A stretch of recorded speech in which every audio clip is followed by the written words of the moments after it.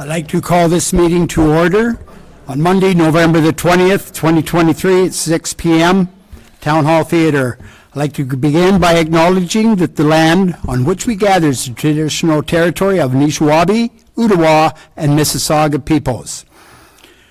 2, confirmation of the agenda, that the Council of the Township of North Huron hereby accepts the agenda for November 20th, 23 Council meeting as presented. And mover, Deputy Reeve, seconder, Councillor Wright, all in favor? Carried. Disclosure of pecuniary interests? Seeing none. This time, public comment, opportunity for members of the public to speak to any item of business on the agenda for 2 minutes. And I'd ask that when you come up, you say your name and keep your comments respectful. Before we start that, I'd like to begin the public comment section on the agenda. I'd just like to make a few comments as you read. At our last council meeting, staff presented draft fees and charges report for council's consideration. This is done by staff on an annual basis and informs the budget process. Council directed for the fees and charges bylaw to be brought forward to tonight's meeting for consideration. Unfortunately, misinformation has been circulating in the community regarding the proposal recreation fees and charges. The West Cass complex is not closing and recreation fees are not increasing 300 to 400%. The fees and charges are proposed to be increased to reduce the tax burden of North Huron ratepayers. In preparing the fees and charges bylaw, staff reviewed the fees of other municipalities, considered the cost to provide the programs, services, and has worked hard to minimize the tax burden. Staff completed a review of our fees and charges, and as a result of this work, it has become noticeable that North Huron fees and charges have been not keeping pace with the municipality's actual costs. Additional costs are being incurred by the municipality to provide services, and these have been borne by North Huron ratepayers. 55% of our recreation users are non-North Huron residents, and we value their business on our main streets. Our recreation deficit is in excess of $1 million annually. At budget time, we as councillors receive many phone calls, emails, and have one-on-one conversations with ratepayers telling us that their taxes are too high. There are individuals in our community who struggle to put food on the table. This is our reality. As councillors, it is our responsibility to make decisions in the best interest of all ratepayers. The 2 ways to reduce the tax burden are to increase revenue or decrease expenditures. I would like to express my appreciation and thanks to our staff for their hard work and dedication to ensure your tax dollars are being used wisely. To address the township's ongoing deficit, there are some significant fee and charges increase being proposed. The increases are not targeted to recreation services. There are other areas of proposed increases in each of the schedules in the bylaw. I wish to repeat that the recreation fees and charges were not targeted. However, I do want to make it clear that the recreation fees and charges shown to be not comparable to other municipalities and below actual costs. When this occurs, North Huron ratepayers cover the shortfall. Thank you. So at this time, I'll open the mic at the front. If you want to come forward, just again, as I mentioned, state your name, and you have 2 minutes time, and let's please keep it respectful.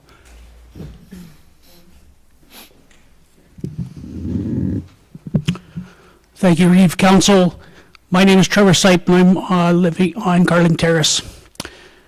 I completely understand the conversation about fees and charges bylaw.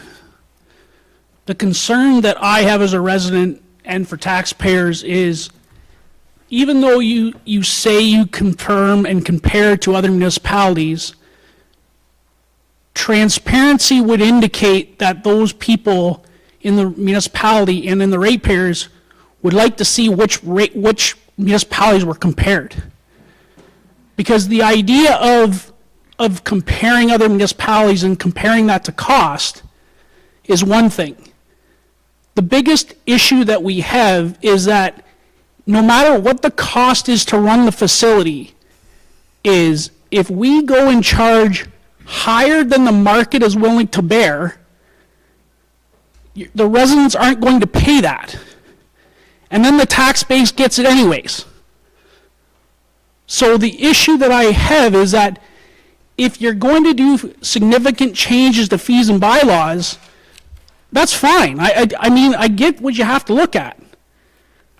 But when you do that, the report for the public that comes out should have the transparency in the background behind it that would show what is being compared and how it's being compared.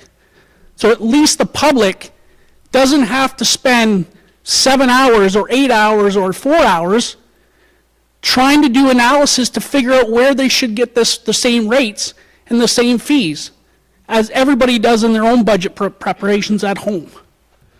So my only comment is, instead of proposing something today or even 2 weeks ago, I understand the budget needs to be done, but the budget's not going to be approved till January or February. So these fees need to be transparent as to how that looks like for the public. That is my comment, and hope in this particular case, you defer any solution tonight to ensure that that transparency is being held to the public. Thank you very much.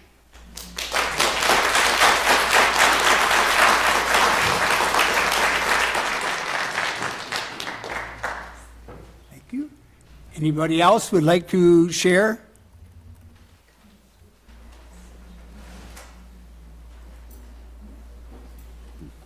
Yes, Council. I'm Brad Carter. I live on Scott Street. You say the fires that are on the town are, say, 300 or 400%. Well, a single male or a single person to go in right now and use the squash, fitness, and swimming is over $500. You said at the last meeting it's going up to over $1,800. Now that's 3 times the amount. That's pretty close to 300%. And it's getting ridiculous. After Wingham people pay their taxes, there's nothing left over to pay that much to keep them fit. Like, it's time you really sharpen your pencils. And as far as that, services, you give us nothing. You charge $15 to get a mattress away from the dump, $20 for a couch. And God help somebody has 3 or 4 apartments, they run out and people leave everything there. They got 4 to 6 mattresses to get away, throw away. Then you have nerve enough to charge them almost $100 for that. It's BS. Thank you.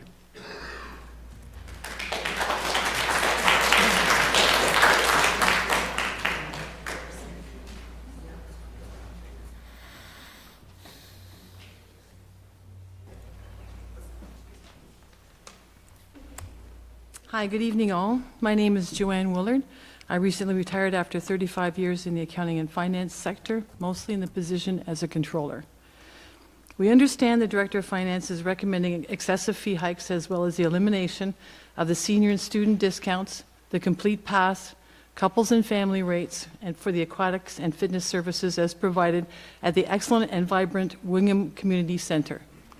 These recommendations were delivered to Council in the form of a list proposing 2024 fees only.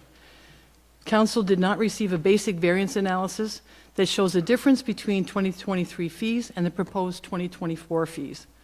Once the large differences are uncovered, Council can then ask Finance the reasoning behind these increases. In the absence of this explanation from Finance, there is no way Council members could truly understand the reasoning for the fee hikes and were in essence voting blind. This report is as much a part of normal business reporting by Finance to their decision makers as a balance sheet or a P&L are. Everyone understands that fee increases are based on inflation have to occur time to time. It's part of life. However, if these unaffordable increases in service plan changes are approved as they are now, membership to the fitness and aquatic services will plummet, putting these tremendous assets to Wingham in jeopardy of closing in the very near future.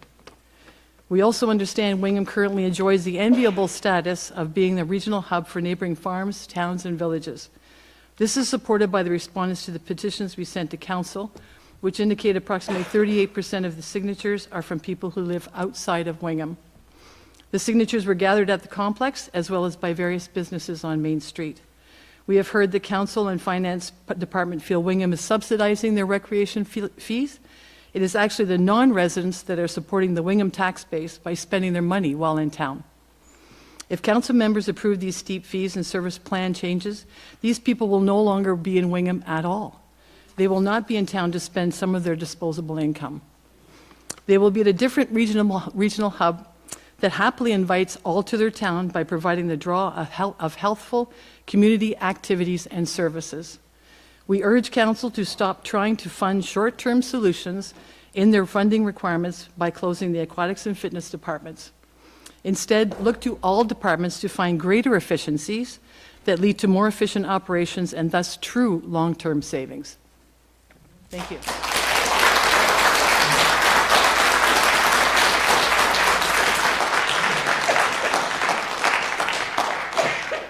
Thank you. Is somebody else would like to come to the mic?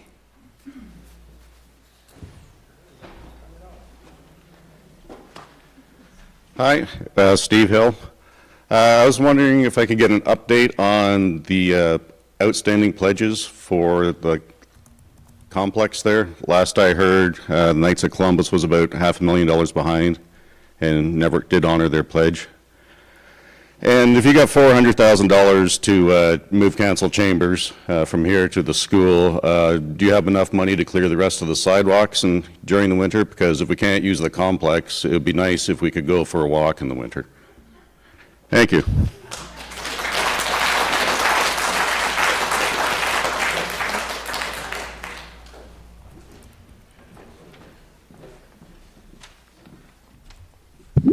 Hi, my name is Ryan Sanders, President of Wingham Minor Hockey, and I am here on behalf of the rate increase proposal. From your proposal, we will see a $20,000 increase again in the upcoming year. We've already taken the burden of 16.4% increase over the previous year. At 35 hours a week, that cost is $800 more per week than the previous year and almost $20,000 more for the season. This will have a $167 increase on our registration cost per child, which is 240 kids and $40,000 for the upcoming season, as we built our rates in May of 2023 and did not expect the current increase at this level. This, combined with the OMHA decision in 2022 to ban gate fees, added another $125 per child, will result in our players having a $292 increase in 3 years. That is on average an expected 60% increase registration back in 2021 at $500 a child for Adam and Pee Wee. When inflation over the last 3 years is only 10.9%. From studies we've done in the past, we have one of the highest, if not the highest, ice rates within the Western Ontario Athletic Association membership. Thank you.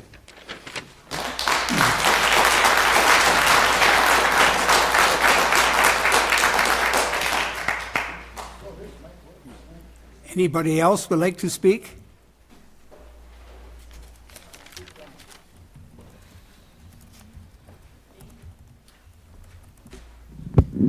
Hi, I'm Dana Deans, and I'm the owner of McBurney Funeral Home here in town, as well as a resident of Wingham. I'm here for a little bit of a different reason compared to some others. I'm here to discuss the fee increase at the cemeteries, both in Wingham and Blythe. The Township of North Huron is implementing a surcharge for any burial past November 15th of over $1,200. So a standard grave opening might cost you $700 right now, but they're going to tack on a $1,200 surcharge simply because of a date on the calendar. This falls in line with some bylaw changes that happened last year. A set of cremated remains you should be able to bury for $350, but anything after November 15th, you're going to be charged an additional $1,000, making it over $1,300. I'm asking council to reconsider that fee. I think it's a little bit ridiculous, and I think come the spring, you're going to run into lots of problems. I have written multiple emails to all of you, and I'm just here today on behalf of anybody that's going to have to use the cemetery. This isn't something that you're maybe as well versed in as opposed to the rec fees, and I would appreciate council giving some consideration to this surcharge.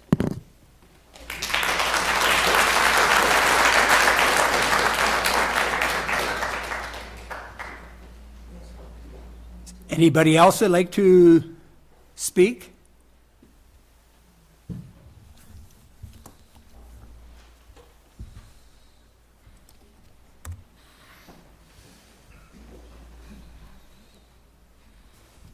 First of all, my name's Marjorie DL, and I have used the complex swimming pool for the last 5 years.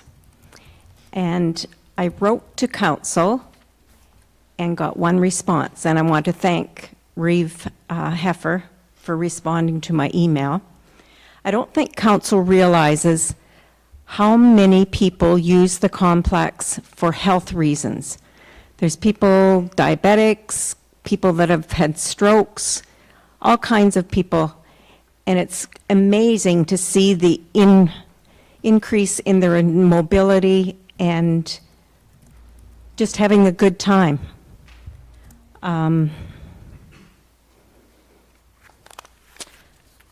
I think the drastic increase in fees is going to have a lot of people staying away from the town of Wingham. Mildmay is just as close for me to go get my groceries. Thanks.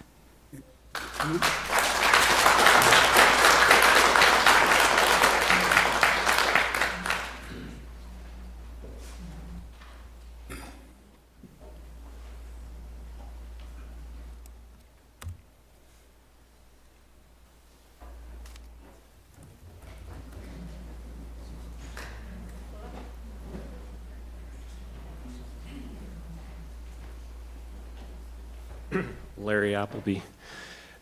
Very glad to see that a couple council members woke up at the last meeting and voted no for your increases. Very, very well noted. That's a big improvement over the last time.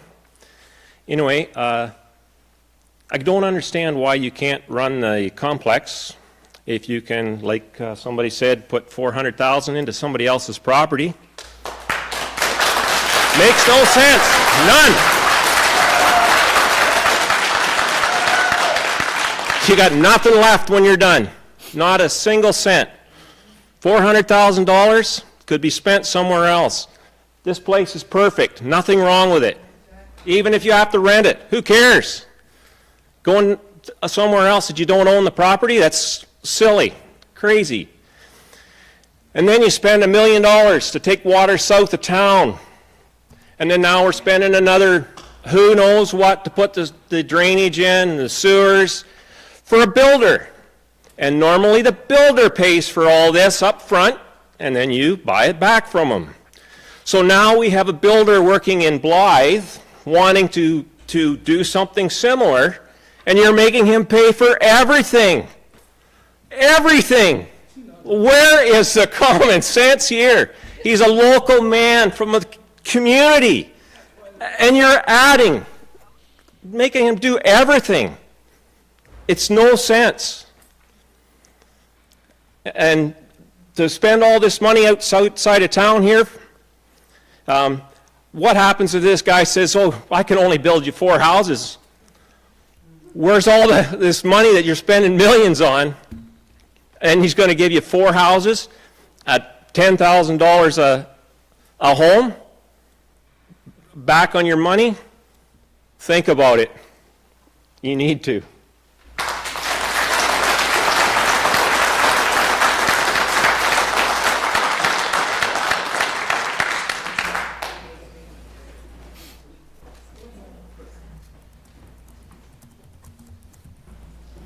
Hi, my name is Joanne Douglas, and I'm a resident of Wingham. I am a member of the Westcast Rec Center. My understanding of council was to represent the community and have the best interests of people in mind. Raising rates this astronomical will have a devastating effect on many of our community members. Our seniors, the pool program and fitness programs are vital to our seniors. Not only is it a social factor, which may be the only social time they have, it is the only physical fitness they get. Taking it away will not only affect the health, but their mental well-being. Many are on a fixed income and cannot afford many extra activities, but the gym is something that is affordable. It gives them a reason to get up in the morning and get moving. You will be taking that away. For our families and children and teens, families look forward to going to swim together. With today's society, families' outings are precious. What about our budding hockey stars? Also a family event. With child obesity on everywhere, isn't it nice to see our teens at the gym working out on themselves to be better, stronger, and healthier? This may be the only recreation they get that is affordable. This is what you're contributing to our child obesity and less family time. The mom or dad that need to get their own time to socialize, to work on their own health and well-being. With the Child Mind program, this is the only time they have to get away and do this. Unaffordable rates presented even with both parents working is unaffordable for them. Me personally, going to the gym not only improves your health, but your well-being and mental health. Unfortunately, this would not be affordable for me. So you would like to see everyone deteriorate. I have met many people at this complex, which gives me a sense of belonging as well. And raising the rates would not work for me. Thank you.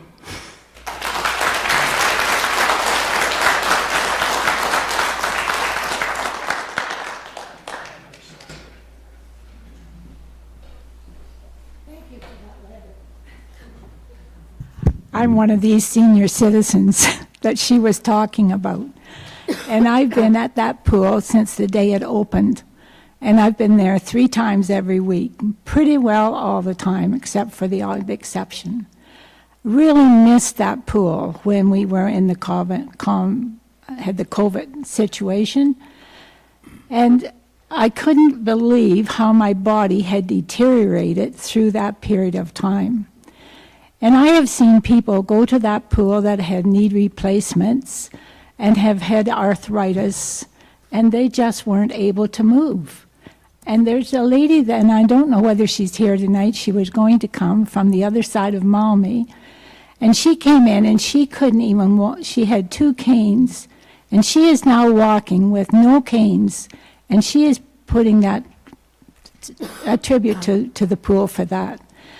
I realize that the pool, that prices have to go up. But I really would ask council, each one of you people sitting at those tables, to take a look at the percentage you raise them. 100%, I don't know of any other place that I have ever heard where they have needed money and they raised it 100% in 1 year. So I know that there are people that I'm aware of that just can't pay that. But they're not against you raising the percentage, even 20%. But they are against the price that you have suggested.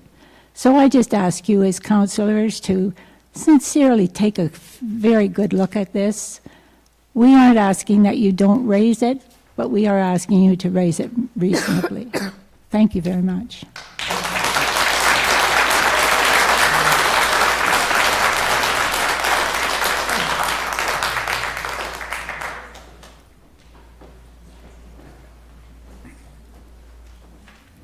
My name is Sheila Willis, and I live on Minnie Street. I would just like to know, I talked to some counselors, and they all told me that yous have priced around. I would like to know who priced around for you guys. Because if you go on to Goderich, if you go on to Hanover, none of them are any higher than what we are. So whoever gave you those figures, I don't know who they are working for, he or she are working for, but I think they need to go back to the table and look at it again. Another thing is, if we are that short of money that we have to up all these rates, up our taxes, up the complex and stuff, don't you think it's time to look at people's wages that work for this town?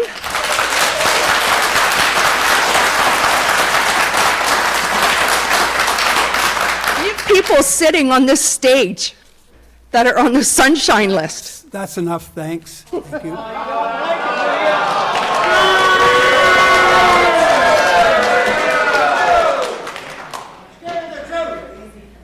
like the truth.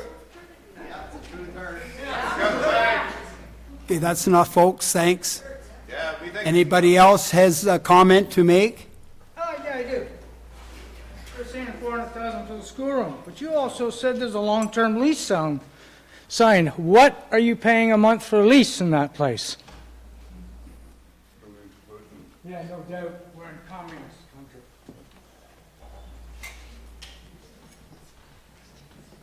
country. My name's Jake Kickard. I'm here on behalf of my wife. She's a pretty lady now because she swims all the time. She keeps herself in good shape. And when she comes back, I says, how many swimmers? She says, lots. I says, isn't that wonderful? And she has a lovely time. And I'm listening to these ladies here talking. You know, money isn't everything.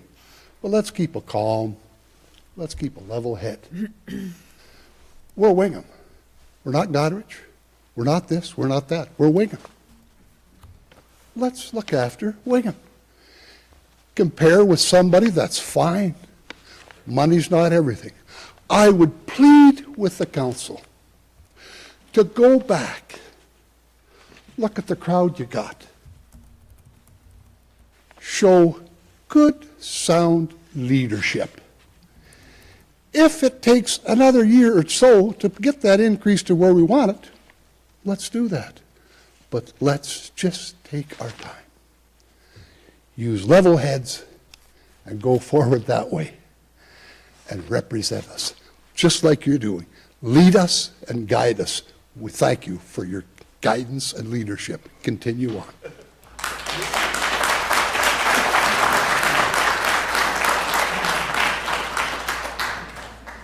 Is there anybody else that would like to make a comment?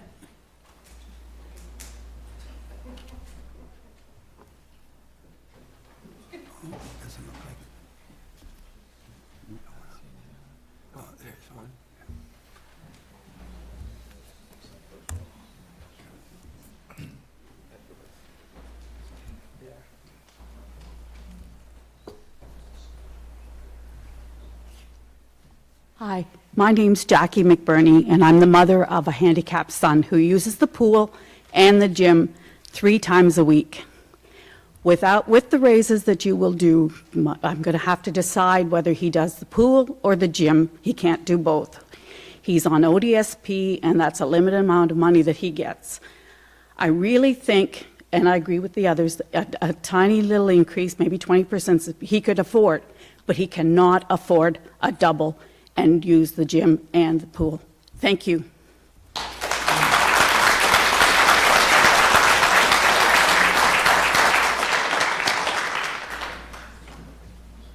Anybody else has a comment, please?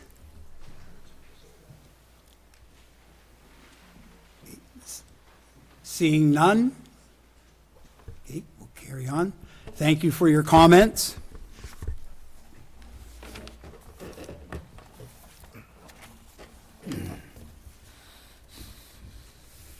Consent agenda, that the council of the Township of North Huron hereby adopts consent items 5.1.1 to 5.1.3, and further, that council of the Township of North Huron hereby receives the consent items 5.1.4 to 5.3.7 for information. May I have a mover? Councillor Van Hitterson, Councillor Whitfield, all in favor? Now I'll ask if anybody wants to bring anything forward, please. Do you have a hand? Okay, go ahead, Councillor Palmer. Yeah, thank you, Reeve.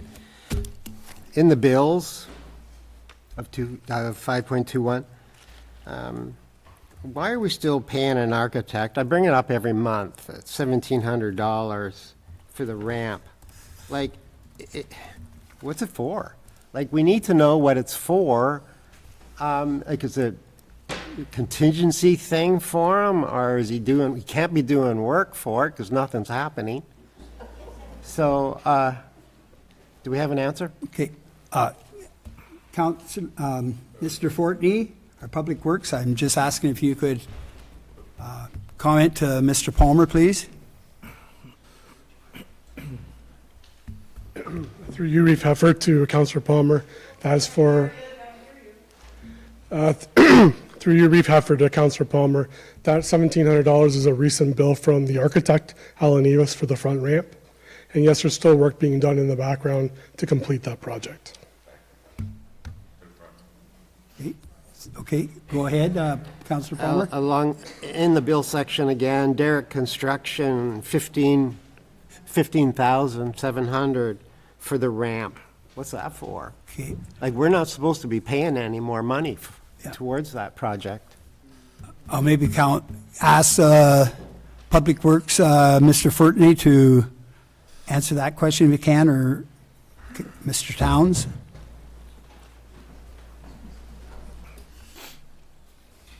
Through you, Reeve Heffer, to Councillor Palmer. Again, that is part of the ramp project. That is part of the ramp project still. We're continuing with that. And I think it's part of the forming of the railing system. Okay, thank you. Anybody else would like to bring anything forward? Go ahead, Councillor Wright, please. Thank you, through you, Reeve. So I just want to recognize items 5.3.5 and 5.3.6, the petitions that were submitted. A lot of people did a lot of work on short notice to collect those, and I did go through. There's 181 signatures gathered, asking the fee increases to be limited. And for comparison, right, from the survey we did, those that increased asked for increase in fees and charges were 19 people. People that voted to maintain existing was 15. That's only a difference of 5 people in the survey. So I think that should be considered. The other thing I'd like to pull from the agenda is 5.3.7, letter from the Wingham BIA. This did come up at Thursday's meeting. Obviously, the BIA and a lot of owners in town are very concerned about decreased traffic. I think everybody knows that the margins for any business owner these days are small. You lose 5 or 10% of your traffic. That goes from making a profit to losing money. And the other thing that came up at the BIA, which caused me to pause and think, is in a large number of emails, it was very specific that people did their research before moving here, buying a house here. We're impressed by the rec services we had, and that was a big reason why they moved here. We have about, if my memory serves correct, about $4.5 million sitting invested in water and sewer to Hutton Heights. And the only way we get that money back is if people buy those houses.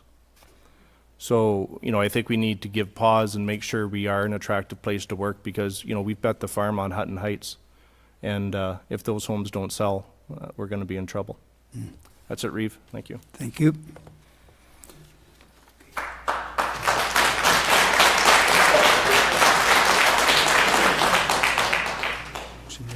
Okay. Please turn the volume up so we hear you.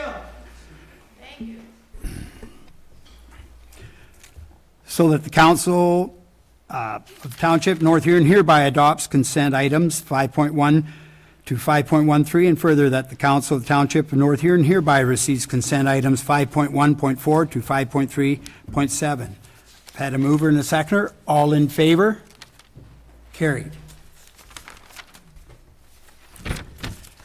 This time we're number 6, public meetings, hearings, and delegations.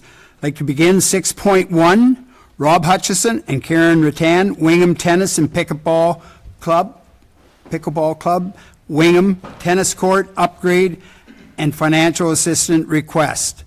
I'll ask them to come to the podium. Thank you.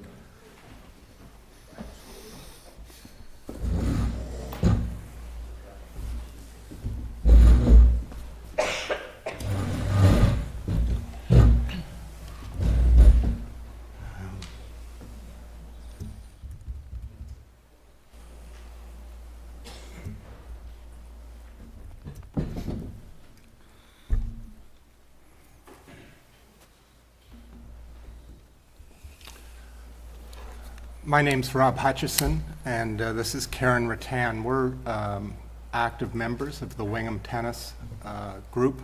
It's not really a formal club anymore. We used to have a club here, but it was wound down quite a few years ago. We're also active members of the Pickleball Group. We've come tonight to talk to the council about the condition of the courts in town, and are trying to work with the town to figure a way forward to improve the facilities that we've got. They're in need of repair. They're quite old.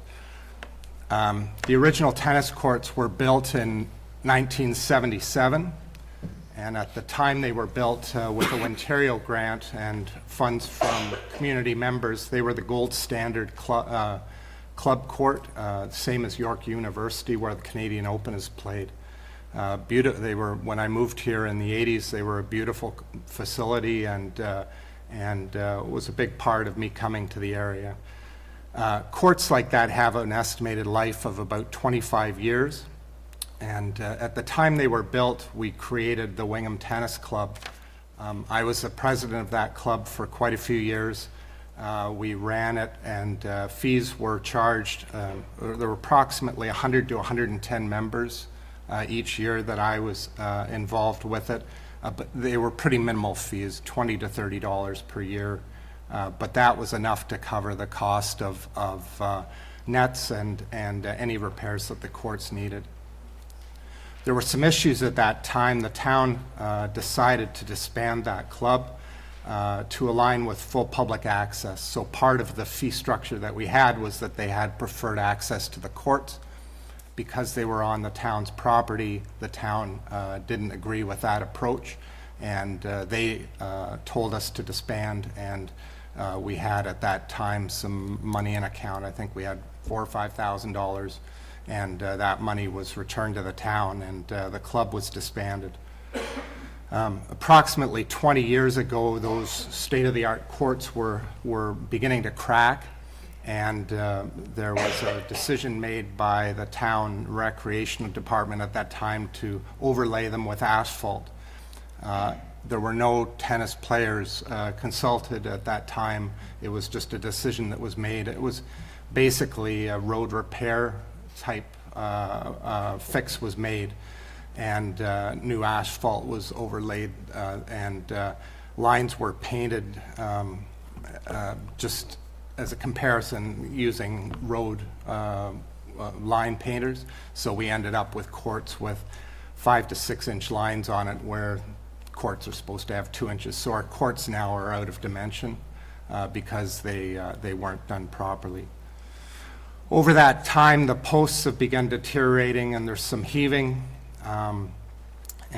So last fall, Karen and I talked about the Vance Fund that had just come out, and we took the initiative to get a proposal in to Vance to rejuvenate those courts and get them recoded.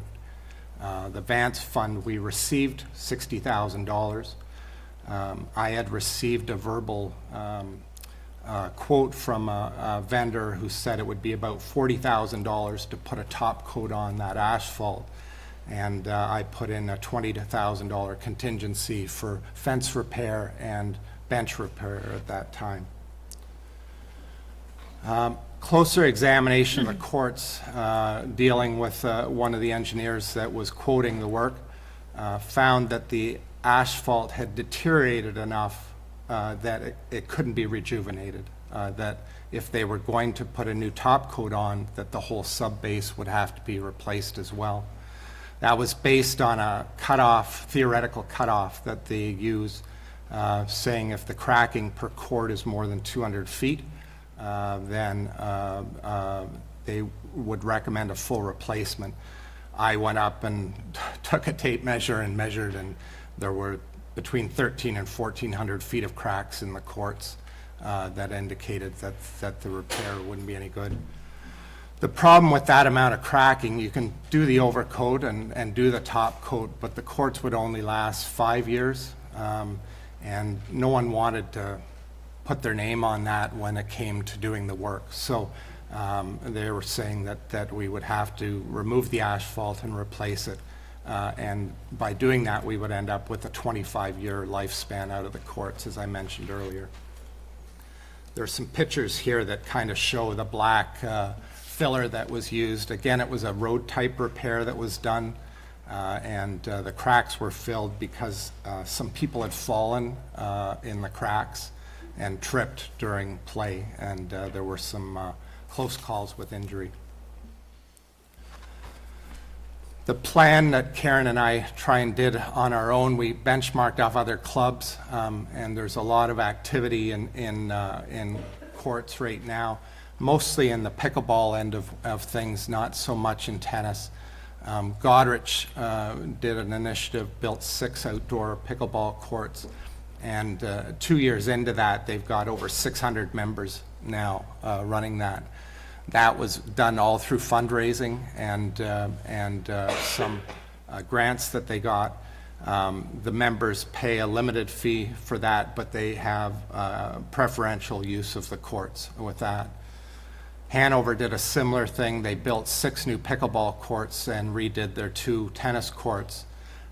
It's a key-locked facility, so there's push-button access to it, and an annual membership fee of about $70 to use them.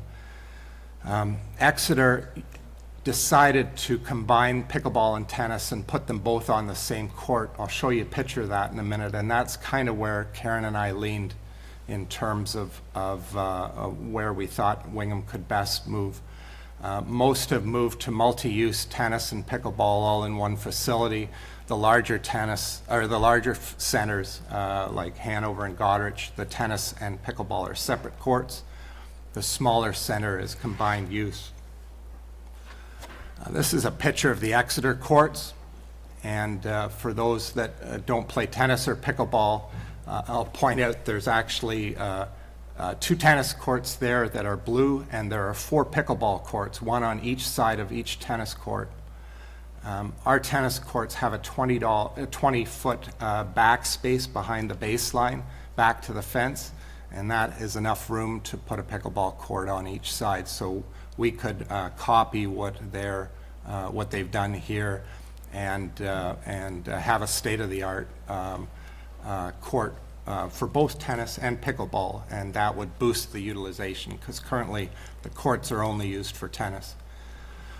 One of the problems that you have with pickleball and tennis is that the nets are at different heights. People ask why you can't make it both a singles pickleball court and a singles tennis court. The net would have to be changed every time it was used because they're quite different. There's a 2-inch height difference between the two. Sorry. Yes. Do you mind if I ask a question, Rob? So in the pickleball format there, you just put the pickleball nets in and out as required, and the tennis That's right. nets We have stay? portable nets that we use, that we bring. The pickleball players in Wingham pay an annual fee of $20, and that covers purchase of nets, balls, and any equipment we need. So we would bring nets in. Okay. Thank you. So our recommendation was to combine combined use courts that can be used for both tennis and pickleball. That would be ideal, I think, for the community. The school that is adjacent to the courts uses the tennis courts currently, but they also are trying to start pickleball. They've got all the equipment to do it and nets to do it, so they would benefit from that. And it would also fit the broadest demographics. Pickleball has traditionally been a sport for seniors. That's starting to change now. It's the fastest growing sport in North America. In the US last year, there were 5 million new pickleball players. Canada, 400,000 new players. And the demographics are shifting now to 18 to 80-year-olds and even over 80. Goderich has been running a tournament over in their facility, and they had 130 people come from all around to play in a tournament. So the tournaments that can be run would compare to a hockey tournament in terms of participation. So a full repair that we're proposing would have a 25-year lifespan estimate. I know there's a lot of talk about operating costs and the costs that are going up. One of the benefits of the tennis courts is that there's no cost to the town to really operate or maintain them, other than an annual cleanup teardown of 1 to 2 man days. So it's not really an overhead issue at all. It's just a capital purchase that would be required, and we believe if we can get support to do this, that we would not need to come back for 25 years if it was anything like the last job that was done. So that's one of the pluses of it. We've got a couple options that we've looked at. The quotes that came in for the full rejuvenation were about $220,000.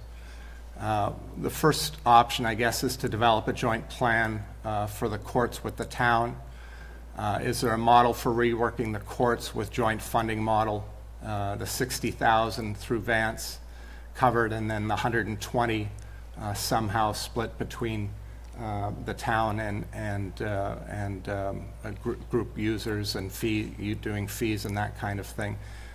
We haven't really had any discussions about that. There's a lot of different models around that we could look at and do. And then the other option, I guess, as a fallback is to use just the $60,000 that we've got with minimal town contribution or fundraising and just maybe redo a single court. If we did that, it would probably just be a tennis court based on what's there now. Or we could look at a multi-use tennis pickleball court. I think the traffic on that one court would be a problem because it would be overused, I think. So. Right now, we're playing pickleball across from the back of the hospital, beside the doctor's offices. Used to be, they just used that formally for basketball, but that's where we play pickleball now. It also isn't a good surface. It's uneven and, you know, not the proper, not what you want for a pickleball court. It's actually sloped is the problem with it. Yeah. I was the guy that designed it when we built the medical center, and we built it with a center peak with a 1-degree slope going off each side for drainage. And the result is that your pickleball net is elevated in the middle, and it isn't suitable for any kind of competitive play. Recreational, it seems to work, but for any tournaments or that, it wouldn't be suitable. And you had said about the homes being built and how to attract people to come and buy those homes. And pickleball is extremely popular, just by going by Goderich numbers, that draws into the town. People will look at that when they go to buy a home.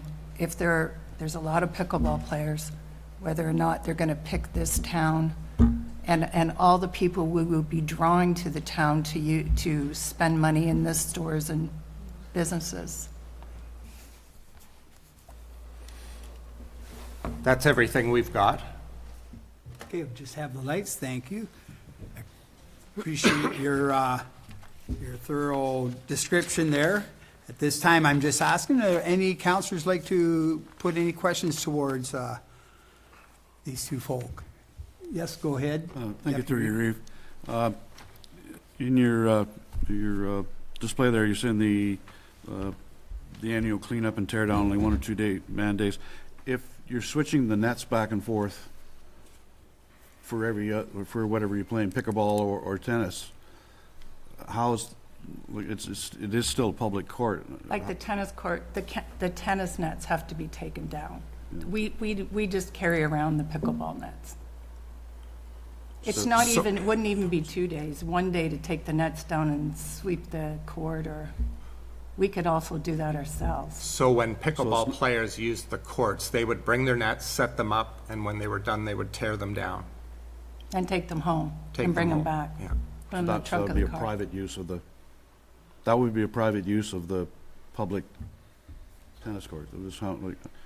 Yeah, and we're hoping that the courts will be used by everyone. anyone can join pickleball. Like, we're very open to, and we've had a lot of people come, beginners. It's very, very popular. We envision, the fact that we're right beside the high school, I had a meeting with the principal there, and she was very excited about the fact that we could have, the kids could come out, maybe develop a lifelong love of a sport. You know, that turns into maybe not moving away from here, you know, maybe being fit for the rest of your life. It's important that we have these kind of, just same with the rec center, it's really important that we have these things for people to stay healthy. Any other questions from, go ahead, Councillor Wright, please. Yeah, just curious about the Vance Fund, because I think the last time around it was, you thought 60,000 was the right amount, and it turned out to be short. So is that another opportunity to get more funding through the Vance Fund now that you know what the right amount is for a proper Well, we setup? applied this year, and we were turned down this year. Probably because they want you to use it within the calendar year, and that was impossible. They allowed us to carry it over, but, you know, I think they'd like, if we went to the one court at a time approach, then we would apply next year, and then the next year. Because, as you know, the Vance Fund has a specific rec component to it, right? So, and they want to look at things that serve the whole entire town and community. Anybody can come. One more, Reeve. Thank you. So through you're looking for, I guess, approximately 120,000 between privately raised and publicly funded. Do you have any idea how much you think you could raise, either through memberships or something privately? Like, do you have a rough dollar amount of what you'd be looking for public funding?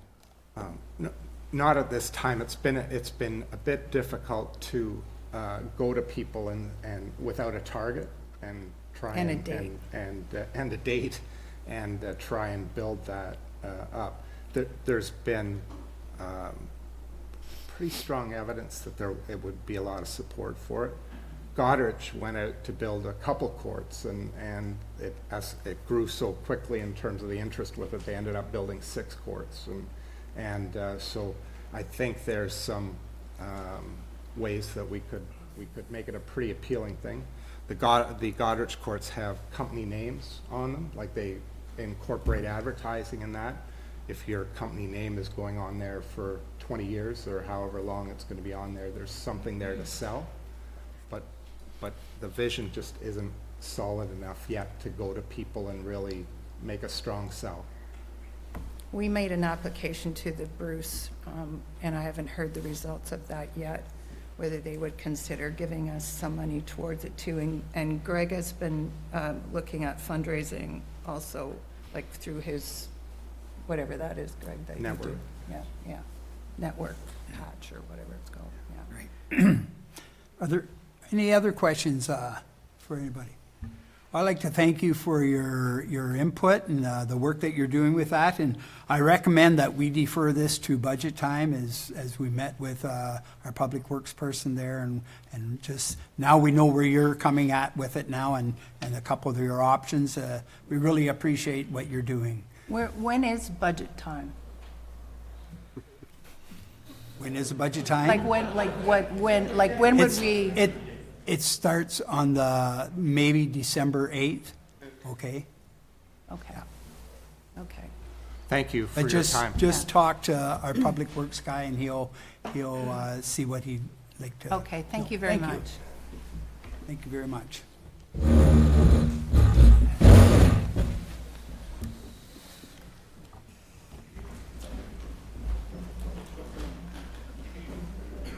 Okay, at this time, we go to 6.2, Lisa Harper and Trevor Sipe, United Way Perth Huron, update on Northern Huron Connection Center and request for funding.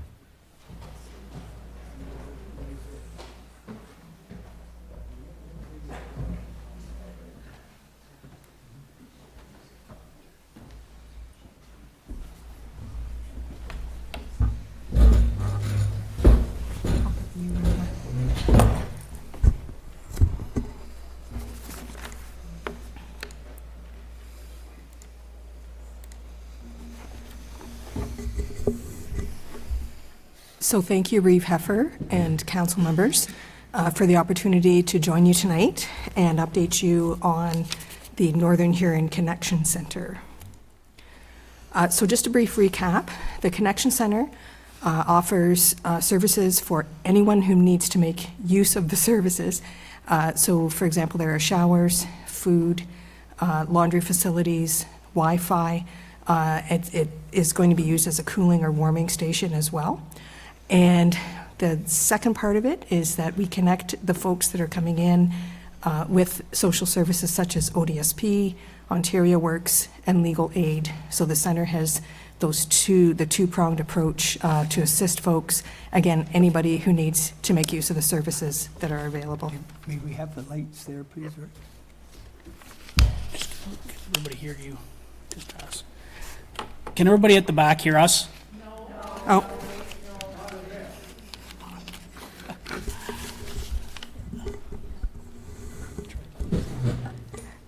Is that better? A little bit? Can folks hear? So again, there's a two-pronged approach for the Connection Center. It offers food, showers, clothing, laundry facilities, and it's also going to be used as a cooling and warming station as well.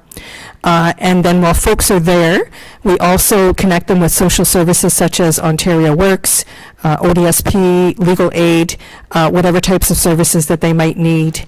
So it has that two-pronged approach. And again, anybody who needs to make use of the services is welcome at the Connection Center.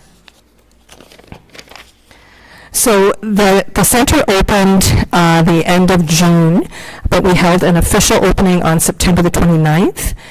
We had about 60 people in attendance, including local dignitaries, and a formal Ontario Tourism Foundation check presentation took place as well.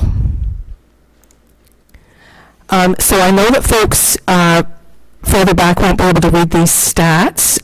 So these are the stats at the center from July the 4th until November the 14th. And I'm just going to highlight just a handful of them. So since the end of June, there have been 261 people that have made use of the center. There's been 181 meals provided. The laundry services have been used 36 times. The showers have been used 64 times. And folks that have received document assistance, so for folks who might need a driver's license or a health card to renew, they were assisted. Again, 62 people received assistance with that as well.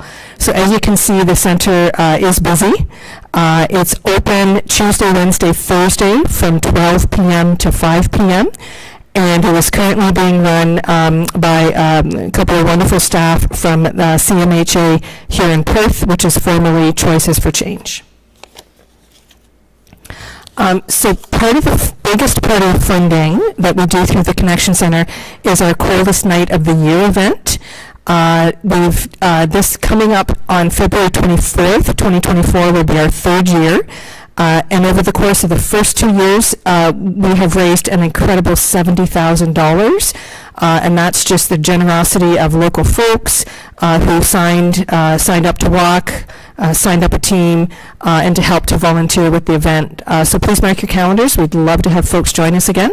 Again, February 24th, 2024. So we have submitted a formal funding request to council by letter form, and our request is for $7,500. The funds will be used to assist in the operation and maintenance of the Northern Huron Connection Center. We also have reached out to, are in the process of reaching out to Morris Turnberry and Howick Township as well. And the request takes, we believe the request takes into account the pillars within the community safety and well-being plan, and those pillars are housing and homelessness and mental health and addictions. And Trevor is going to add his thoughts as well. Thank you, Lisa. Yeah, I guess my question is to more of council in the sense of community and safety and well-being plan was presented to this council previously. previous to this council, and I'm just wondering what initiatives have been decided or on the budget for the last couple of years in order to deal with the community safety and well-being plan. I mean, that's a question to you as council and staff. Okay, Councilor McBurney, did you have anything to share on that at all? You are rep. Sorry. In regards to the Legion and stuff, we work hard at donating wherever we can. In regards to the Legion, which I'm representing, we donate continuously to this homelessness and stuff. Yep.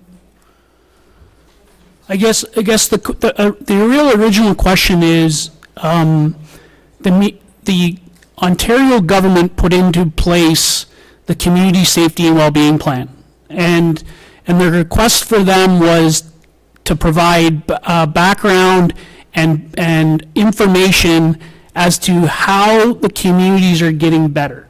Better meaning from a well-being perspective and safety and a number of different issues. And I guess the concern or the question that we're having is we just want to understand what information from a council, from this, not necessarily this council, but we're going to be asking the same questions of Morris Turnberry and Howick to ask them what those pillars are. What information or what things our staff and council's doing as opposed to their budget to promote these types of pillars regarding the community safety and well-being plan. And I mean, if where we see it is the United Way is a big part in our community of providing many of the pillars that you already have with limited information or limited need of more people in the community doing it, as because a number of social services are already being performed. So that it's just really a question for us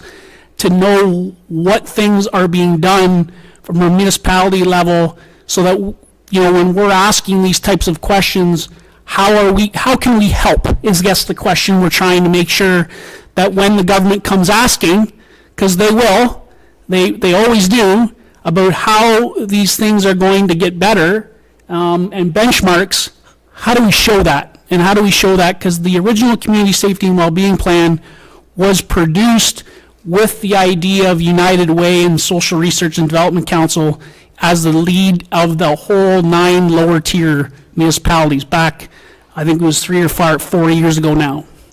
So that was just our question or my comment to you as when you're making your budget deliberations, to think about those types of things when you're looking at this formal request from the United Way. So that's the end of our formal presentation. Did anybody have any questions, comments, concerns? We'll just get the lights on, and then I'll ask any members have any questions for Trevor or Lisa. I guess this will be coming up. I know we'll be defer this until budget, and not seeing any questions from anyone. I just thank you for your presentation, Lisa and Trevor, and thank you for your time coming out this evening and presenting this. Thank you again for the opportunity. Thank you. Thank you so much, Council.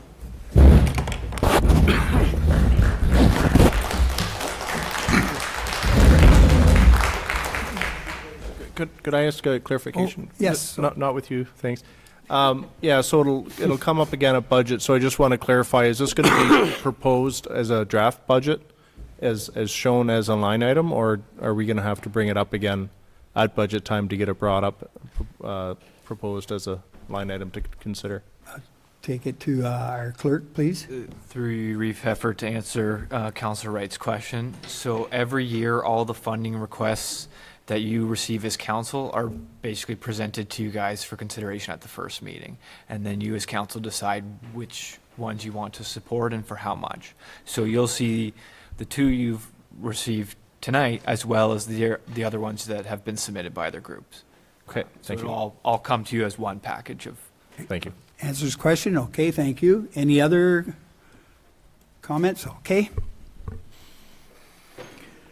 Okay, we're going down to 7.6.1, CS 2023-10, North Huron Museum Deaccessioning Project, Report Number 5, that the Council of the Township of North Huron hereby receives a report prepared by the Community Engagement Coordinator dated November 20th, 2023, regarding the North Huron Museum Deaccessioning Project, Report Number 5, for information purposes. And further, that council authorize staff to continue with the accessioning process for the list of artifacts attached to the staff report CS 2023-10 in accordance with the North Huron Museum deaccession policy. At this time, I'll ask for a mover and seconder, then go for some questions. Mover, Deputy Reeve, Councillor Whitfield. Okay, are there any questions at this time? I know there's 1,000 and some items on the list this time, and so does anybody have any questions for our CAO? Seeing none, it's all straightforward.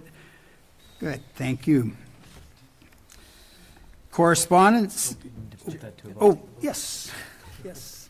All in favor? Carried. Thank you. Number 8, correspondence. 9, council reports. I just have a couple of things. I'd like to thank the branch Legion 180 for the Remembrance Day service that they did, all the work that went in on that down at the Cenotaph. There's a great turnout there, and again, I just like to take this time and thank them for all the work that they did there.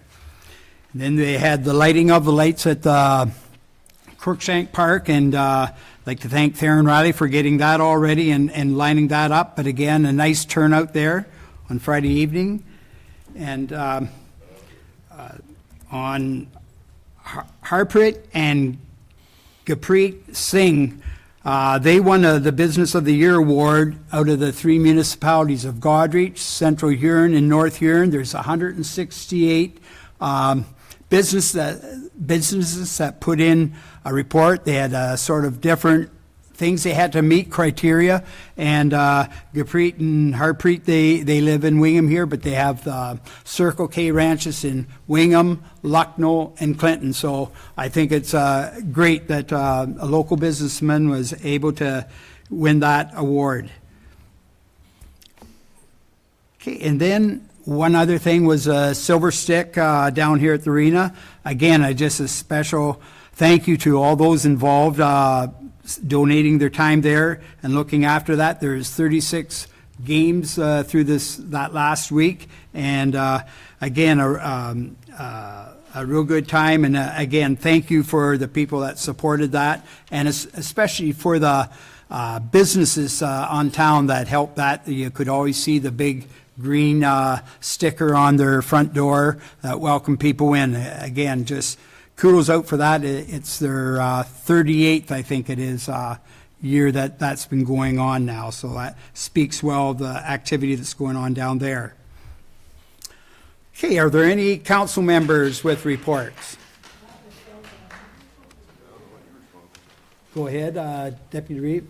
Thank you. Through you, Reeve, I would like to expand on the spirit of Huron that you just spoke to as with the wonderful top winners from Circle K, but I'd be remiss if I didn't mention that the Broad's Bakery in Blythe won an award there, and the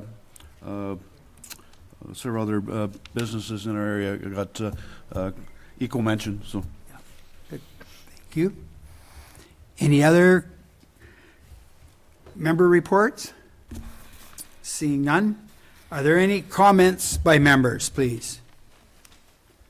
Deputy Reeve, please. Yeah, through you, Reeve. I'd like to congratulate the 2 local branches of the Canadian Legion for their Memorial Day Cenotaph programs, both in Wingham and in Blythe. I was fortunate enough to lay a wreath for the township in Blythe, and I must say again, this year they've done a wonderful job of bringing that celebration to life. Thank you. Thank you. Any other comments by members? Seeing none. 9.4, notice of motion. Are there any notice of motion?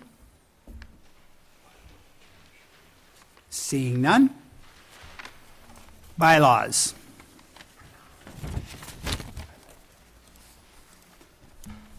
Bylaw number 10.1, number 81-2023-2024 fees and charges bylaw.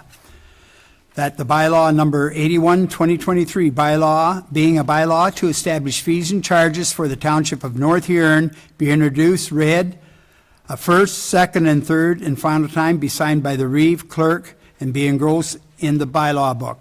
Before questions, I'd like to just have a mover and a seconder. Deputy Reeve, Councillor Van Hitterson. Okay, I'd like to move this, and each one, I'll be able to give you a go around the table and just let you say anything about this before we move on. Go ahead, Councillor Palmer. Yeah, thank you, Reeve. I have 4 points, if I may. Go ahead. It's still the analysis question and the transparency, the process. We don't see it, and it's quite a bother. Like, how do we put our name to it if we don't know how some of the fees or the fees got there?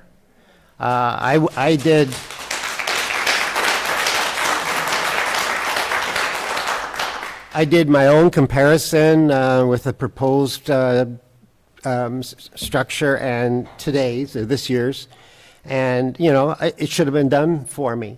They should have been side by side when we saw them. And then it'd be a no-brainer when we look at them, and then we were not given the opportunity. Well, this one, yeah, a whole bunch of them are perfect. And actually, I give credit. About 90% of it is just bang on, I feel. The increases were in that 4, 10, 20% range, depending on what the actual program was. But when it came to rec, it was scary. Some of them, there wasn't much of a movement, but others were, and things were missing. Like a simple one like shinny. There's no category for shinny. Shinny is a bonus to any arena there is. It's time when the arena's empty, no one else is there, and you got a bunch of guys, maybe some girls too, that want to just put skates on and play for an hour or so. And for the health aspect of that, it's tremendous. And, you know, now they have to pay more. And, you know, will they continue? Who knows?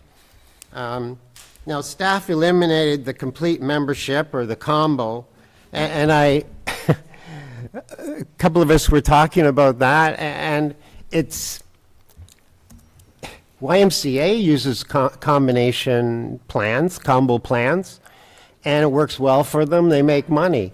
It brings people in, and they use more of the facilities. For heaven's sakes, the burger places have combos, and if they didn't and parted the segments out, they probably wouldn't sell as many. So it's important.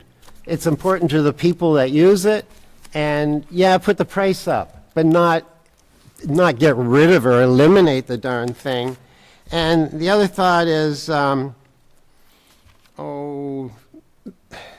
eliminating the student and the senior positions.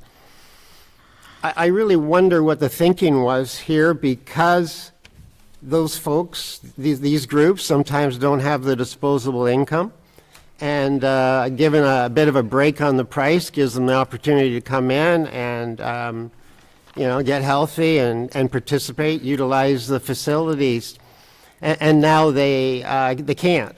They're going to be stuck in one fee, and some of them might not be able to do it. Like, for heaven's sakes, seniors and students, every organization out there, every service group out there or company offers seniors and student rates.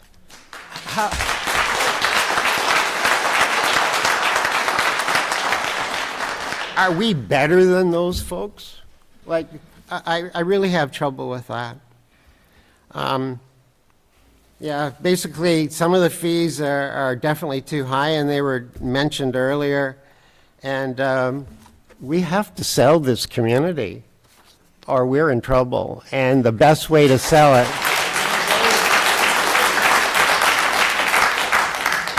the best way to sell a community is what it offers. And not just what it offers, but it is affordable.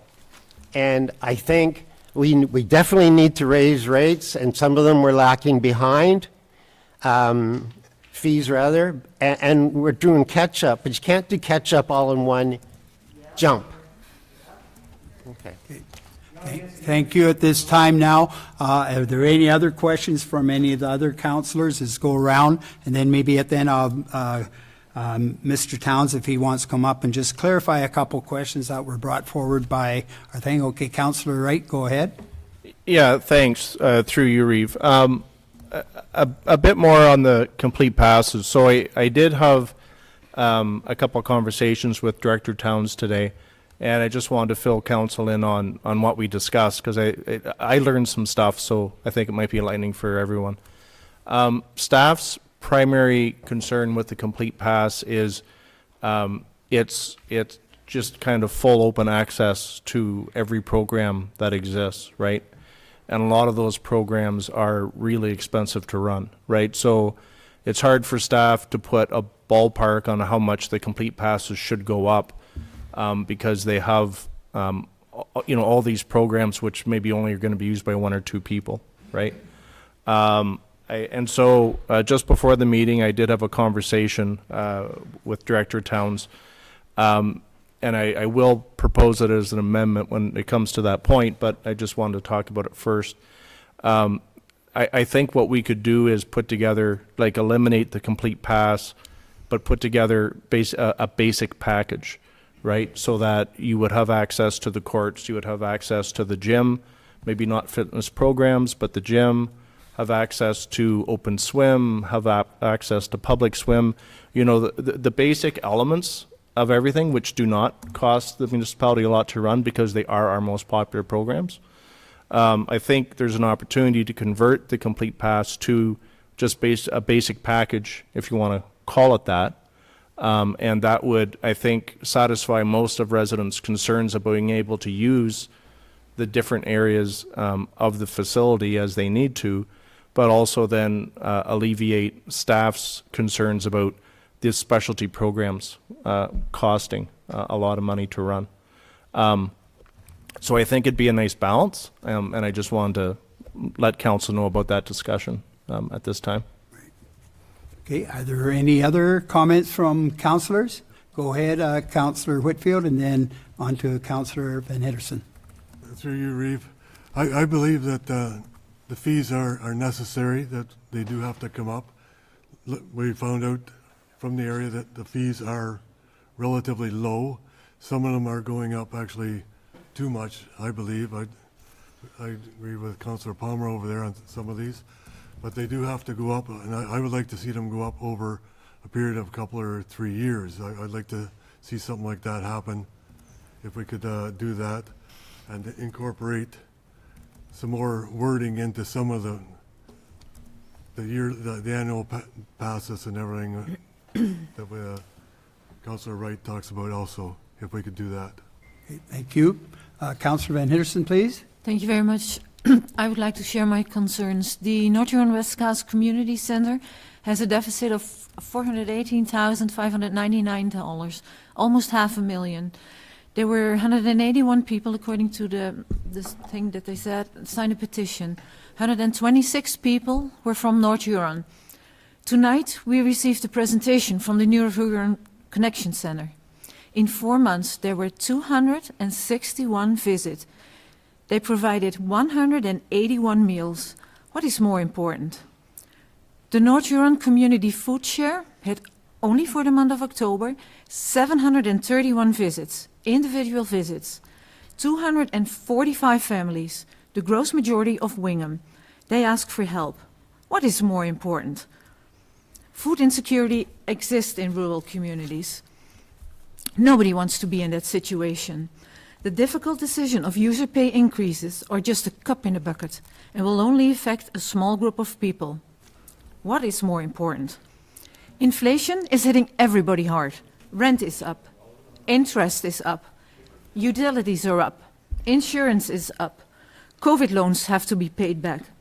We have to stop increasing the municipal taxes and stop subsidizing programs. People shouldn't have to choose between feeding and housing their loved ones and paying taxes. What is important? Thank you. Thank you. Okay, were there any other comments from anybody, any other councilors?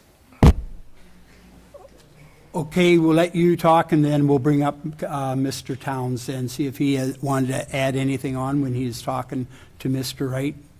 Go ahead. Okay, thank you, Reeve. I was just wondering what staff expects to make on this proposal. Like, okay, we're trying to raise income, not to pay the whole shot, of course, but just to raise the income and offset some of the expenses. But the staff, have they done the work to know, with these changes, what money that would bring in? Like, what are we voting on? Yeah. Usually we know things like that. I think they're given a proposition to go ahead and try and level things up a bit. If I remember, we all got to put our comments in about that. I was just wondering if Mr. Towns, did you want to come to the podium or to the mic and mention anything, please? Through you, Reeve Heffer, to Council in the Township of North Huron. All questions and concerns have been identified. They have been addressed through several emails, several conversations to Council, the Reeve. There have been in-person visits, there's been phone conversations, and several emails. So at this time, I don't have anything further to add to Council. Okay. Thank you very much, Director Towns. Thank you. That's enough. That's enough, please. Thank you. That's enough. That's enough. Okay.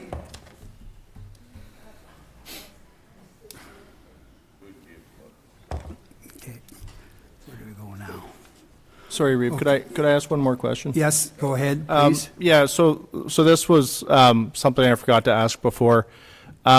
But I know there's minor hockey and plus the figure skating club do have concerns about the ice time increases. So I didn't do a lot of research. I did look at a couple published rinks closer to here, and it does seem that the rates of Wingham are higher than neighboring rinks. So I'm just curious where that number came from and why it was decided to raise it by that amount, because I don't see it myself from a benchmarking standpoint. If we're trying to align it with other rates, I don't see that. It seems like we're already higher. So if I could just get some clarity on where that that proposed increased ice time, where did that come from? Okay, thank you. Through you, Reeve Heffer, to answer Councillor Wright's question. As noted in a number of the emails, the other comparator municipalities were considered, right, in the formulation. To answer one of Councillor Palmer's questions about the senior youth type memberships, why they were eliminated, that was actually at a recommendation of Recreation Center staff, because the theory behind that, which was addressed in previous emails, was that it doesn't cost an adult or a senior or anybody anything different to use a program or a service.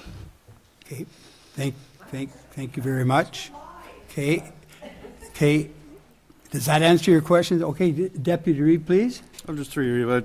That's the Councillor Wright there. Are the rates in the Wingham Arena higher than they are in the Blythe Arena? You don't have a pool. Sorry, to asking answer about that, I didn't actually check the Blythe Arena. I looked actually, the easy one I could find was the Lucknow Arena, and the Wingham ice time, I think it was $122 an hour, the Lucknow Arena. But I wasn't presented with any comparators in the report, so I did a bit of work myself, and that's what I came up with. Okay. Just as a follow-up, Yes, follow up, the rates that are in the in the North Huron arena in the Blythe ward are exactly the same as they are in the Wingham ward, so Yeah. I'm not sure where you're saying they were different in the neighborhood. Yeah, so to clarify, you're right, Deputy Reeve, my question should have been to both Ice Time and Blythe and Wingham, and not just for Wingham. Yeah, okay. Okay, so now we'll go ahead to, okay. Now, at this time, do I have a mover and a second? Yeah, so you have a motion on the floor. Your mover's council, or Deputy Reeve Falconer, and your seconder is Councillor Van Hittersum. There is a motion on the floor, Your Worship. The mover is Deputy Reeve Falconer, and the seconder is Councillor Van Hittersum. Okay, at this time, we'll put it to a vote. All, Do we not have a chance to make amendments, Yeah. Reeve? oh, okay, do they get me, make amendments? Okay, okay. Okay. The motion is being a bylaw to establish fees and charges for the Township of North Huron be introduced, read a first, second, third, final time, be signed by the Reeve Clerk to be engrossed in the bylaw book. We have a mover and a seconder, and that's what we're doing for right now, okay? Okay. Do we, so point of order, do we have to vote on it and then make amendments after the fact, or do we make amendments before we vote on it? So through Your Worship, to answer Councillor Wright's question, so council can recommend or make amendments to that motion, and then I guess it would be up to your mover and the seconder of whether they want to accept those amendments. And then if it's defeated, then you would move on to your second motion that way if those amendments weren't accepted. Okay. So can I present my amendment, Yeah, please? go ahead, please. Okay, so my amendment is that the complete pass be changed to a basic package, that we keep the different areas that are currently there, which are adult, senior student, spousal, senior spousal, and family, that we increase those rates by 25% in the fee schedule, and staff bring a report back to us at the next meeting, detailing what they feel would be fair to include in that basic package. Again, I think there's an opportunity for a win-win. We can keep delivering basic services to our residents, but then cut out a lot of the really high-priced programming that is, really driving the expenses up. Thank you. Okay, so the mover and the seconder on that. Oh, so your mover is Deputy Reeve Falconer, and your seconder is Councillor Van Hittersum. Okay, Does my amendment not need to be seconded and voted on? So there's two ways you can do it. You can do it through a friendly amendment, or you can do an amendment to accept that, or you can do a vote to accept that amendment and basically work backwards. So you'd vote on the amendment, and then you'd vote on the motion itself after that amendment is either accepted or rejected. So there's two ways that you can do it. I'll leave it to council of which way you want to do. I would suggest, Reeve, it'll be a lot cleaner just to have a vote on my proposed amendment, assuming I get a seconder. it's gonna pass these people. It's completely your It's gonna pass these. We have a motion on the floor. Okay, so go ahead. Yeah, so basically, if you want to vote on the amendment, your motion would be that council accepts the amendments, and then that is either carried or defeated. If you accept the amendments, then you vote on the next motion in accordance with those amendments. So, Okay, go So ahead. we skipped the point of allowing the first and second to approve the changes to the, because it's not only asking changes to the bylaw, he's requesting changes to the way the bylaw was even produced.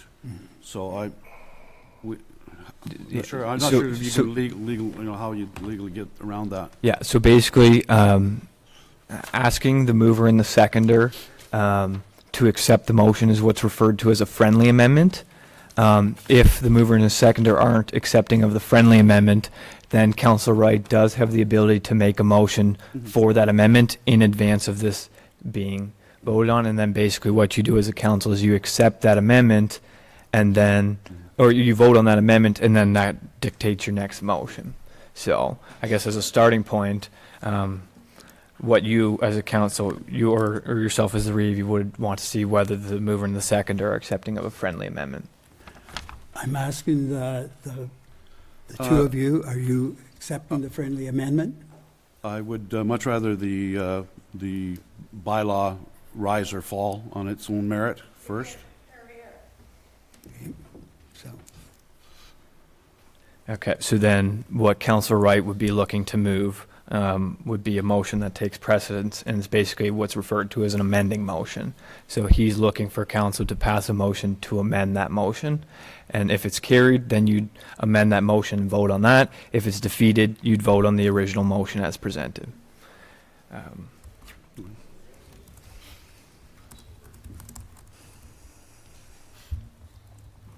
Just give Clerk Lamb a moment here.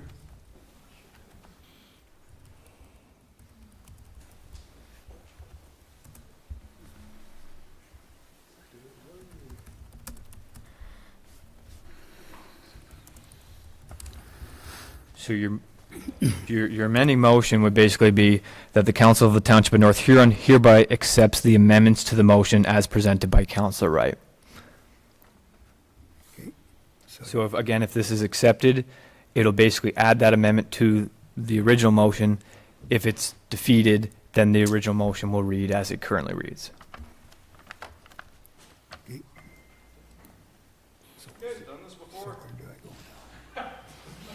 Yeah, so you'd want to call the vote of whether council's accepting of putting Councilor Wright's amendment to a vote. Okay. At this time, we ask that if the council would like to bring Councilor Wright's amendment to a vote, please. I'll second it. Second of it, Councilor Palmer. And before you call, can I have this a recorded vote, please, Reeve? Okay. It's going to be a recorded vote. Oh, go ahead. Do we have discussion on this? We had discussion Yeah, that's right. on It's the a first second. motion. Yeah, We it's going to have to go to discussion, okay? That's fine. Each one Yep. gets a thing, right? Yep. Okay, go ahead. Because I'm not clear as to the actual motion. There was numbers thrown out there, but I haven't seen anything written as to how it's going to work out, whether it's going to, he used a number of 20%. I personally don't think that 20% is going to get us anywhere near the problem solving that we have a problem in front of us.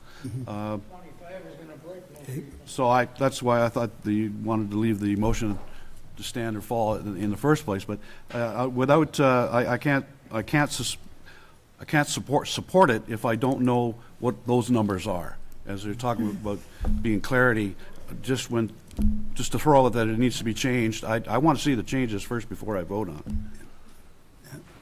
Councilor McBurney, please. Yes, through you, Reeve. It sounds like we're in too big a hurry, not knowing what's going on, to get the right decision made. Maybe we should be deferring this.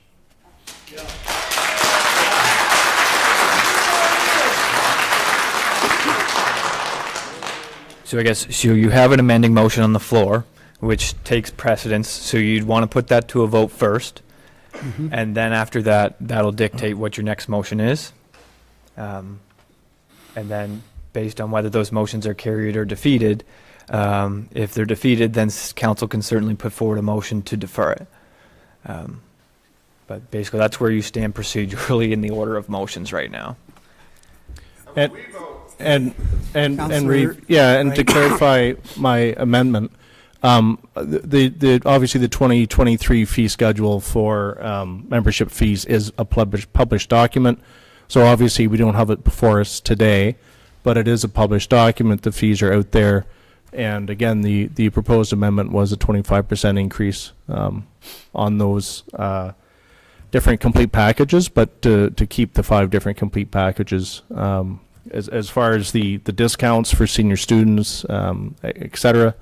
But again, to convert that from a complete package to basic package, which again, staff would bring to the next meeting with their recommendations on what would be included in that basic package. Okay. Okay, go ahead, Deputy Reeve. Yeah, let's get an amendment over an amendment over an amendment. I have seen an amendment to the Schedule G that is before council, that council has seen. I make an amendment to the amendment that we use the amended schedules to the Schedule G.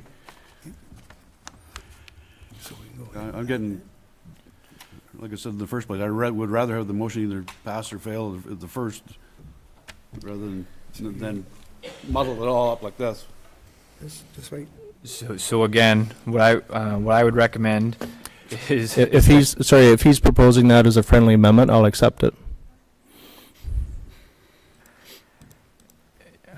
Then I have a choice here. That amendment to amendment is just what the darn motion is. The bylaw as it's presented is, as far as I understand it. So all you're saying is, well, let's get to it and do it. That's what you're after, and you're just being a little bit sneaky about it.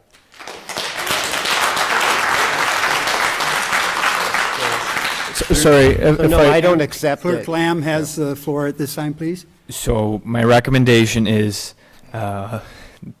in order to keep the public clear on what you are voting on, I would deal with Council Wright's requested amendment. If that's defeated, then the original motion will go for as requested, instead of unnecessarily amending amendments over amendments, right? So there is a motion on the floor that takes precedence, and it's a requesting amendment of motion, and that is that the Council of the Township of North Huron hereby accepts the amendments to the motion as presented by Councilor Wright. So your mover's Councilor Wright, your seconder's Councilor Palmer, and Councilor Wright has requested a recorded vote. So I will call a recorded vote now. So Deputy Reeve Falconer, No. Councilor McBurney, Yes. Councilor Palmer, Yes. Councilor Van Henderson, No. Councilor Whitfield, Yes. Councilor Wright, Yes. and Reeve Heffer. Yes. So that motion carries 5-2, which means your next motion is an amended motion that includes Councilor Wright's requested amendments. So again, I guess in the interest of transparency for the public and for council, so that you all know what you're voting on, I would recommend that if Councilor Wright reiterates the changes, and I'll try and craft something on the fly here for the benefit of everyone.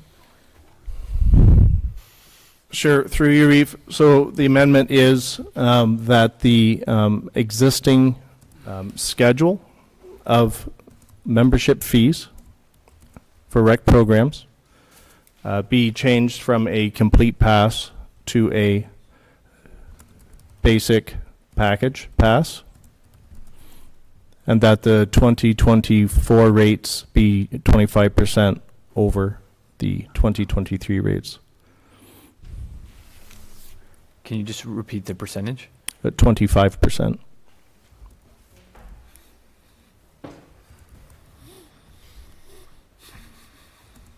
So again, if this is the amending motion that you're looking for, the motion would be that bylaw number 81, 2023, being a bylaw to establish fees and charges for the Township of North Huron, be introduced, read a first, second, third, and final time, be signed by the Reeve clerk, and be engrossed in the bylaw book, subject to an amendment to Schedule G to be changed from a complete pass to a basic package pass, and that the 2024 rates be increased by 25% of the 2023 rates.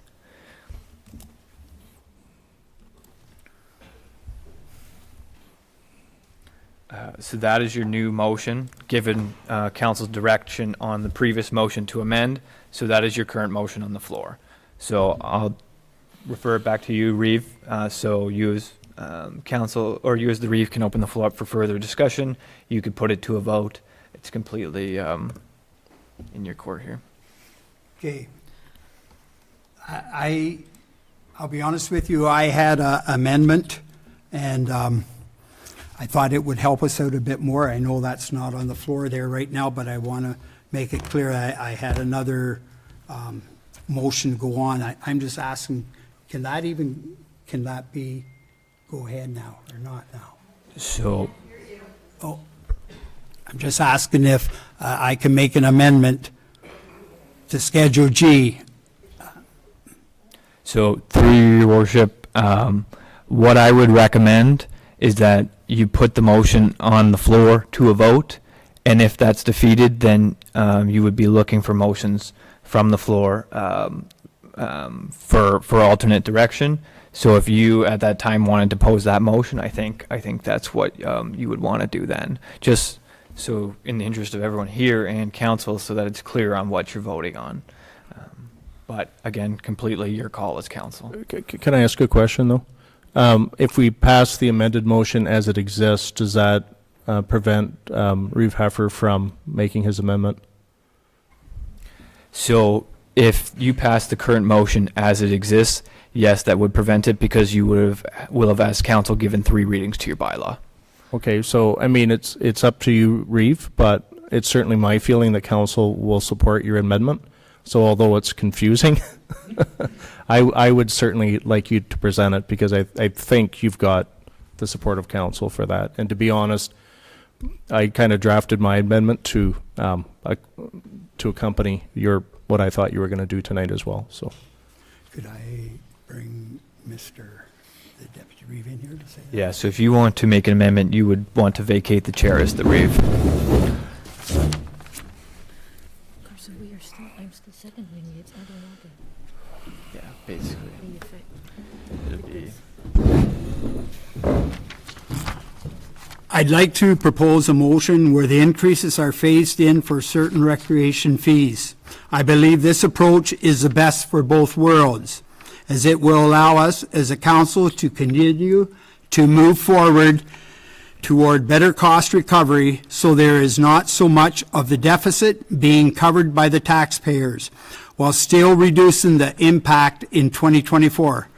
My motion would be that bylaw number 81, 2023, being a bylaw to establish fees and charges for the Township of North Huron, be introduced, read a first, second, and third final time, be signed by the Reeve clerk, be engrossed in the bylaw book, subject to an amendment to Schedule G to phase in the increases to Aquafit memberships, swim memberships, fitness memberships, court rentals, and youth ice rental arena rentals, with 70% of the increase occurring in 2024 at a minimum, and the remaining 30% plus applicable cost of living adjust occurring in 2025. Explain it. Oh, sorry. May I talk? Go ahead. Yeah. Certainly. What it is to the fee, the numbers that were given to you, it'd be given that you pay for 70% of what is involved, and then the 30% would come in the following year. I heard somebody say here tonight, it'd be all right if it was brought in a couple, 3 years. And I just feel with this 70%, it doesn't put it up high. Quiet. I don't have the numbers with me. I got them over there, but at 70%, do your math. I'm sure many of you have calculators there.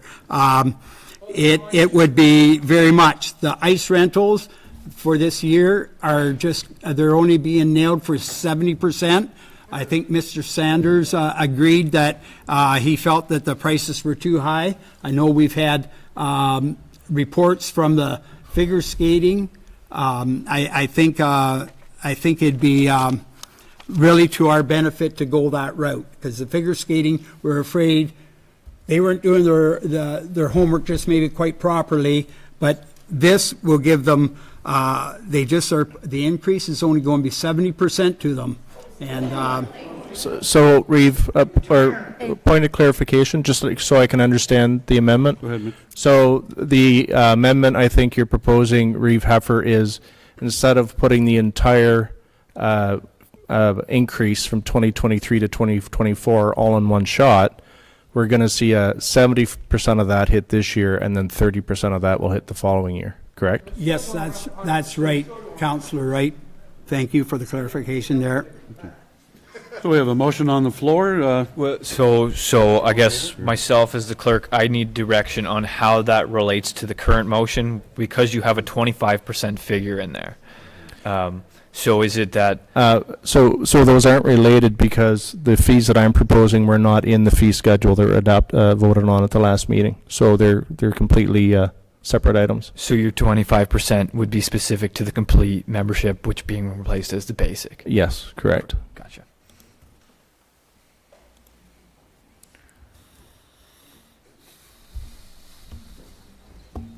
So we're voting on Mitch's proposal? I'll pull together a amended motion here.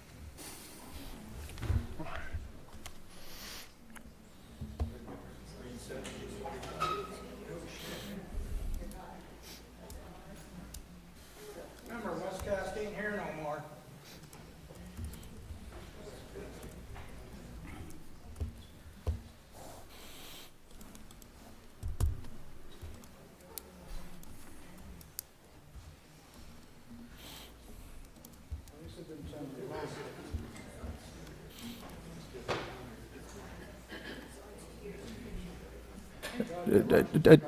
Deputy Reeve, would you mind if I ask one more point of clarification for the? Go ahead. So as an example, Reeve Heffer, if the proposed fee increase for a particular service was $10, your motion would mean that we're looking at a $7 increase for this year and a $3 increase for the following That's year, right. correct? That's right, Counselor Wright. Okay, thank you. So your new motion would be that bylaw number 81, 2023, being a bylaw to establish fees and charges for the Township of North Huron, be introduced, read a first, second, third, and final time, be signed by the Reeve Clerk, and be engrossed in the bylaw book, subject to the following amendments. An amendment to Schedule G to add a complete pass to a basic package pass, and that the 2024 basic package pass rates be increased by 25% of the 2023 rates, and an amendment to Schedule G to phase in the increases to Aquafit memberships, swim memberships, fitness memberships, court rentals, and youth ice rentals, with 70% of the increase occurring in 2024, and at a minimum, the remaining 30% plus applicable cost of living adjustments occurring in 2025. So that first amendment takes your 25% rate increase to that basic package rate, and the second part of that phases in the Schedule G rates for Aquafit swim, fitness, court rentals, and youth ice rentals, with 70% in 2024, 30% in 2025. So again, is that the motion that, so Councillor Wright's accepting of that motion? Technically, your seconder is Councillor Palmer on this one.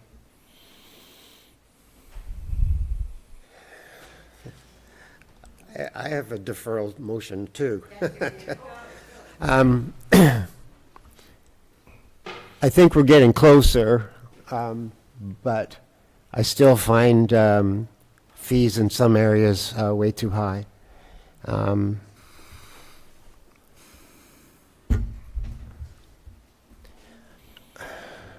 Okay. Okay, so then you have the motion there. My recommendation is that you as council put that to a vote, and if it's defeated, if it's carries, that's the direction of council moving forward. If it's defeated, then the chair would look for another motion from the floor, and that could be deferral, that could be to bring something else back. That's whatever you as council decide. So yeah, unless anyone requests a recorded vote, then it's up to you to call the vote. Not seeing any requests for recorded votes, so I'll call the vote. All in favor? Carries.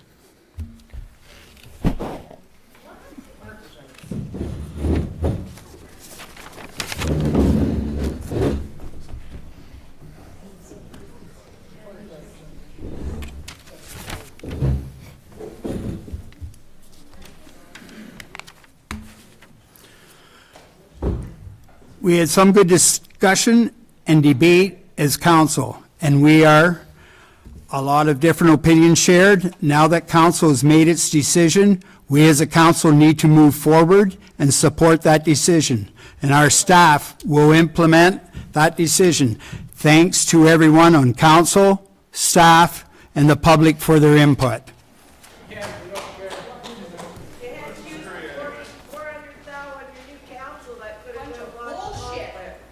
That's enough. Thank you. Respect's the two-way street. Tar and feather, boys. We're at 10.2. 10.2 bylaw, I'll just give them a minute to carry out here. They've got elections coming. That's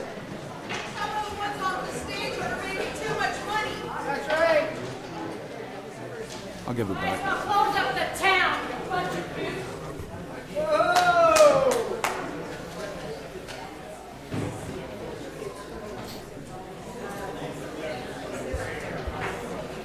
Boy, Gladys. Never gonna keep. Don't worry, there are buddies that want to buy it.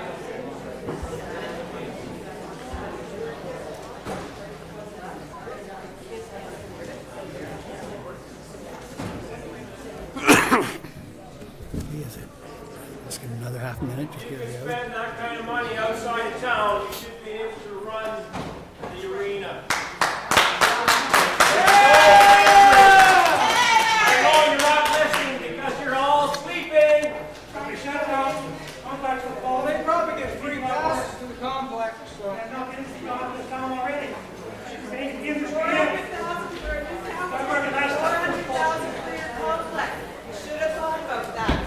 That's enough. Thanks, public. Oh, boy, now. And thank you. What the hell do you think you are, you trans? You work for us. Yes. We're the idiots who put you in there so we can put you out. Yeah, you have that opportunity. As Trevor said, if you don't like me up there, vote me out. Well, see where he's sitting? Yeah, hopefully you'll be here with him next year. Thank you to the counselors that got back to me on the issue, and the one that didn't, shame on you.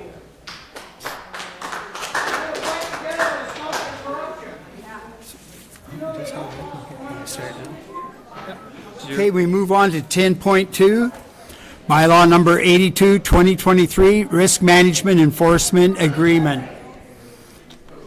I have a mover, Deputy Reeve, seconder, Councillor Wright, all in favor? Carried. Announcements, the next regular council meeting will be held on Monday, December 4th at 6 p.m., North Huron Town Hall Theatre. A Committee of Adjustment meeting will be held on Monday, December 4th, 2023 at 5:30 in the North Huron Town Hall Theatre. A budget meeting will be held on Friday, December 8th, 2023 at 9 a.m. in the North Huron Town Hall Theatre. The next Wingham BIA Board meeting will be held on Thursday, December 21, 2023 at 6:30 p.m. in the Hot Stove Lounge at the North Huron West Cass Community Complex. And the next Blythe BIA meeting will be held on Thursday, November 30th, 2023 at 8 a.m. in the Blythe and District Community Center. Are there any other announcements? Seeing none? Other business? Closed session reporting out that the Council of Township of North Huron hereby proceeds at 7:53 p.m. 7:53 p.m. to an in-camera session closed to the public under Section 239-2-B of the Municipal Act to discuss the following: personal matters about an identifiable individual, including municipal or local board employees. The individuals to stay are, and further, CAO Evans, Clerk Lamb, and Director Furtney remain in attendance. May I have a mover? Anita Van Hitterson, Deputy Reeve, all in favor? Carried. I need some help getting the door shut tonight.